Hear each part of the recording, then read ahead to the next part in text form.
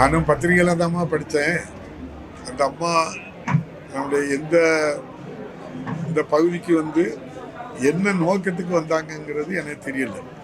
ஒரு ஆளுநர் வந்து ஆய்வு செய்வதற்கு வருகை தந்தால் ஆய்வு செய்து இங்கே உள்ள நிலவரங்களை அறிந்து தேவையானவர்களிடம் சொல்லி தேவையான நிதியை பெறுகின்ற அளவுக்கு அவருக்கு யாராவது உத்தரவு போட்டு அவங்க வந்திருந்தாங்கன்னா மகிழ்ச்சி.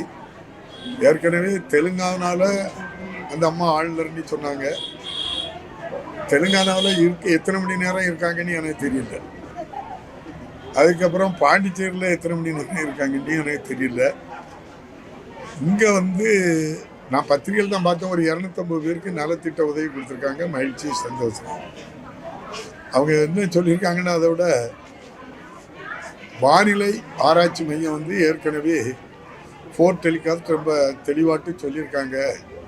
தமிழக அரசு சுதாரிக்கலை, தேவையான முன்னெச்சரிக்கை நடவடிக்கை எடுக்கலை அப்படின்னு சொல்லியிருக்காங்க. அப்படியே வானிலை அறிக்கை சொன்னது 10 முதல் 20 சென்டிமீட்டர் மழை பெய்யுன்னு சொன்னாங்க. நமக்கு நம்முடைய பகுதியில், தூத்துக்குடி பகுதியில் பெய்திருக்க மழை வந்து 95 சென்டிமீட்டர் அளவுக்கு மழை பெய்திருக்கு. யாரும் எதிர்பார்க்காத மழை தான் இது. ஒரு புயலோ அல்லது ஒரு தாக்கம் இருக்குன்னு எதுவுமே வானிலை ஆராய்ச்சி மையம் நம்ம சொல்லலை. சரி, அப்படியே அவங்க சொல்லியிருக்கிறதுபடி நாங்கள் தான் அவங்க வந்து திராவிட முன்னேற்ற கழகம் அந்த ஆட்சியில் இருக்கின்றவர்கள் தவறிட்டாங்கன்னா அவங்களுக்கு ட்ரெயின் சிறுவைண்டத்தில் தான் அந்த ட்ரெயினை அவங்களால என்ன செய்ய முடியல, பாதுகாக்க முடியல. முன்னெச்சரிக்கை நடவடிக்கைன்னா மத்திய அரசு செய்திருக்கணும்னா பண்ணலை.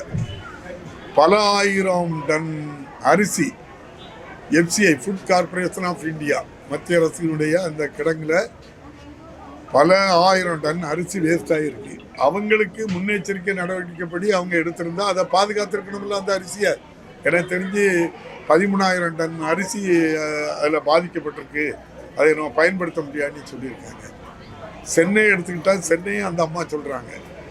CPCL Chennai petro corporation private limited company, அது மத்திய அரசினுடைய ஒரு அங்கம் தான்.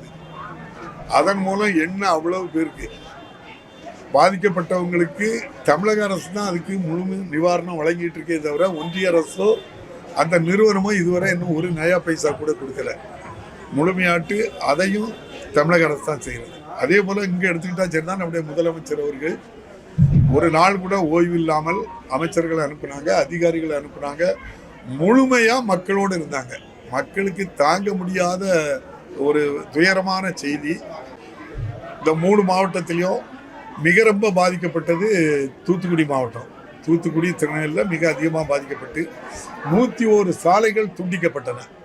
நம்முடைய ஏரல் பாலமே முழுமையாட்டு அடித்து செல்லப்பட்டது. ஆனால் உடனடியாக அந்த மாண்புமிகு நெடுஞ்சாலைத்துறை அமைச்சர் ஏவா வேலு அவர்கள் இங்கே தங்கி இருந்து 98 பாதைகளில் போக்குவரத்தை சரி பண்ணிட்டாங்க. நான் உங்கள் மூலமாக தான் அந்த அம்மாவை கேட்குறேன், இந்த பகுதியை பற்றி தெரியுமோ தெரியலையோ தெரியல. சிறுவைண்டத்திலிருந்து 8 கிலோமீட்டர் தூரத்துக்கு தான் தண்டவாளம் பாதிக்கப்பட்டிருக்கு. 8 கிலோமீட்டர். மிகப்பெரிய ரயில்வே, 20 லட்சம் பேர் வேலை பார்க்கக்கூடிய அந்த நிர்வாகத்திலிருந்து இந்த 8 கிலோமீட்டர் தூரம் சாலை எவ்வளோ நாள் ஆச்சு பாருங்க, 1 வாரம் ஆயிருக்கு. டிசம்பர் 31 வரை போக்குவரத்து இல்லைன்னு சொல்றாங்க. டிசம்பர் 31 வரைக்கும் போக்குவரத்து, ரயில் போக்குவரத்து தடை செய்யப்பட்டிருக்கு அப்படின்னு சொன்னால் அந்த 8 கிலோமீட்டர் தூரத்தில் உள்ள ஒரு பாலம் சரி பண்ணதுக்கு கூட ஒன்றிய அரசு அது இயலாமல் இருக்கிறதா, அல்லது இந்த தென் மாவட்ட மக்களை வஞ்சிக்கிறதா, அல்லது என்ன நோக்கத்துக்காக இதை பண்ணுறாங்கன்னு நீங்கள் உங்ககிட்ட சொன்னவங்ககிட்ட தான் நீங்கள் கேட்கணும். செய்திகளை உடனுக்குடனும் துல்லியமாகவும் தெரிந்து கொள்ள சப்ஸ்கிரைப் பண்ணுங்க.